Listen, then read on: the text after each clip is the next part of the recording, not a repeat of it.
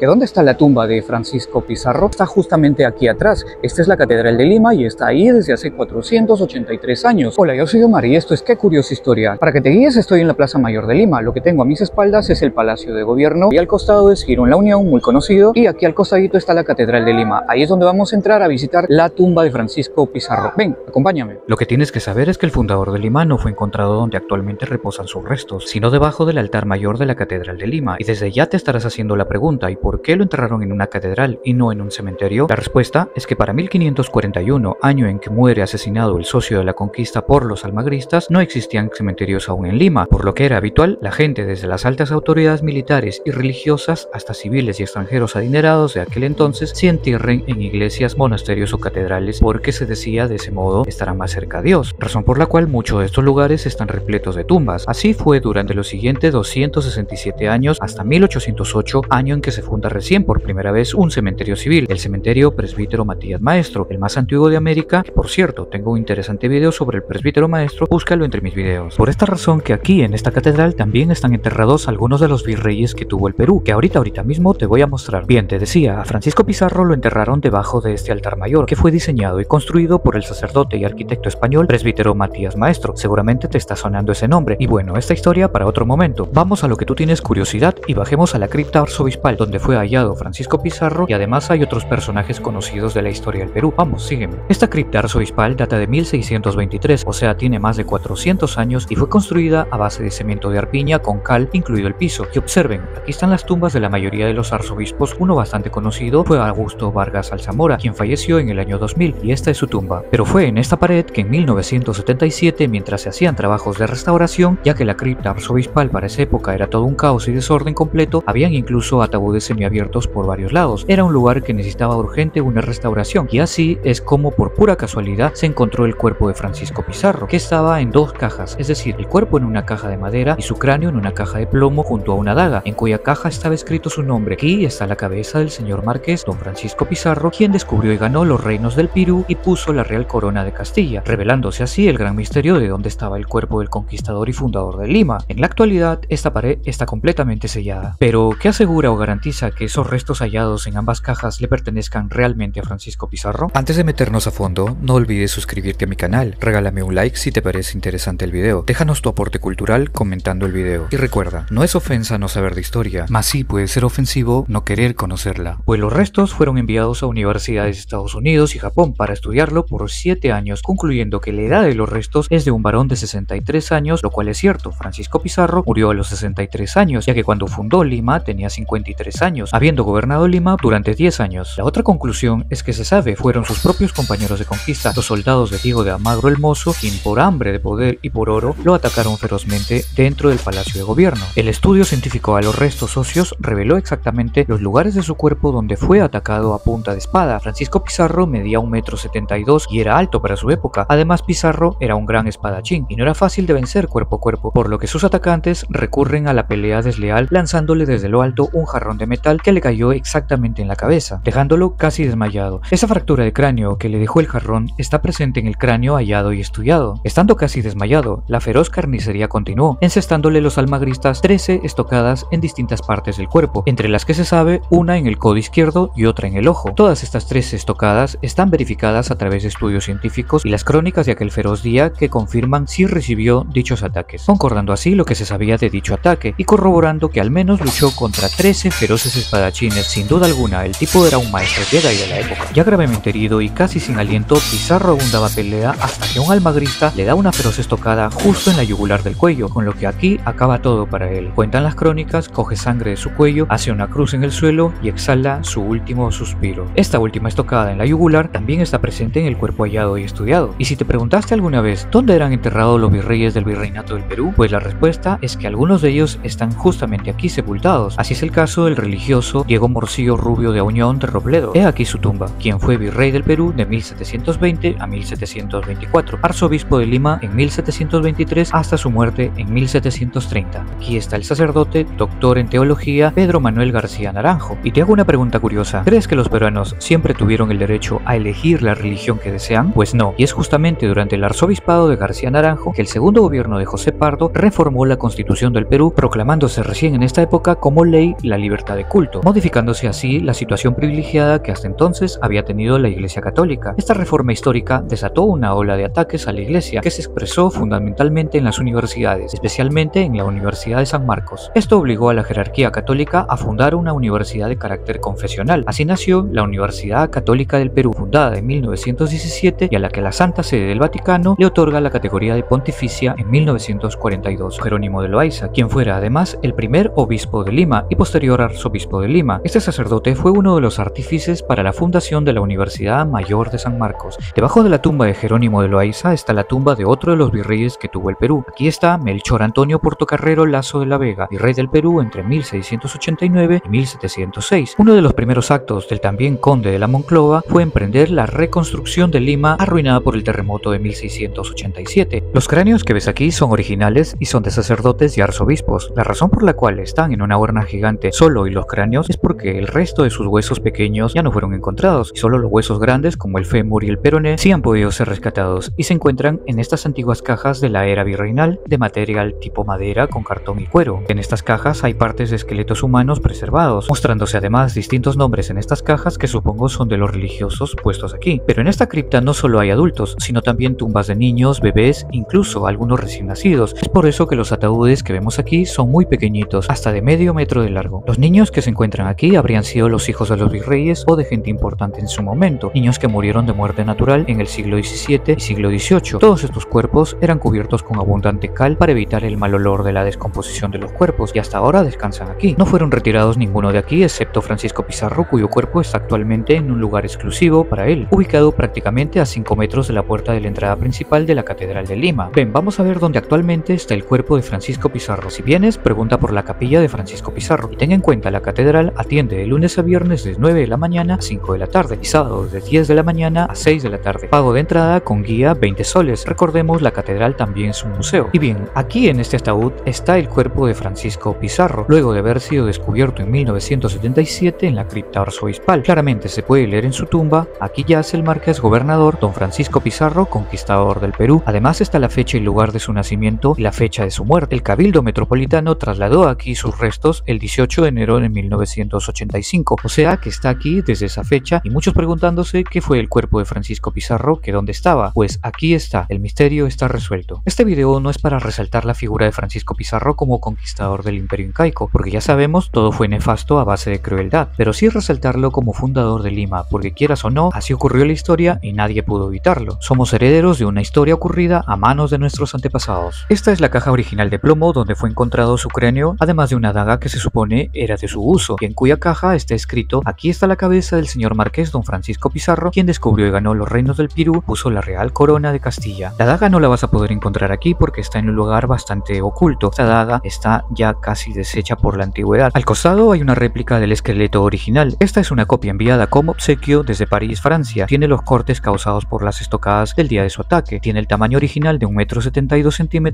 que midió Francisco Pizarro. Y como dato adicional, toda esta capilla está hecha a base de trocitos de mosaicos venecianos, más de 3,5 millones de trocitos de mosaicos que tardó más de 4 años para armar este brutal rompecabezas. El artífice de semejante obra de arte fue el italiano Amadeus Matelato, y entre lo que destaca en tamaño gigante justo al frente en la parte alta, hecho con puros trocitos de mosaicos, es la escena de los 13 de la Isla del Gallo, en cuya isla Pizarro trazó una línea en la arena y dijo: por este lado se va a Panamá a ser pobre y por este otro lado a Perú a ser ricos. Y justamente aquí mismo al costado, junto a la puerta de esta capilla, está la lista de los 13 que se quedaron con Pizarro y continuaron hacia Perú, pero es Nicolás de Rivera y Laredo, el Viejo, quien destaca de estos 13 porque este señor fue el primer alcalde que tuvo Lima en toda su historia, además de participar junto a Pizarro en la fundación de Lima en 1533. Así que ya sabes quién fue el primer alcalde que tuvo Lima en toda su historia. Y bien, yo me voy, pero la historia se queda para siempre. Estoy preparando otro video con más tumbas misteriosas que se encuentran aquí, porque así es, la catedral tiene abundantes tumbas subterráneas y otros lugares raros, como por ejemplo este inmenso pozo subterráneo de 13 metros de profundidad con docenas de cráneos y huesos reales incrustados en sus paredes y en el fondo del pozo. ¿Quieres saber para qué sirvió este extraño pozo debajo de la catedral? Te espero en mi próximo video y te lo cuento. Espero que haya sido de tu agrado este contenido. Si te ha gustado, házmelo saber y deja tu like. Tus comentarios y análisis son muy importantes para mí. Deseo saber lo que opinas. Comenta el video y te leo. Sigue viendo mis demás videos documentales. Chao, hasta el próximo video.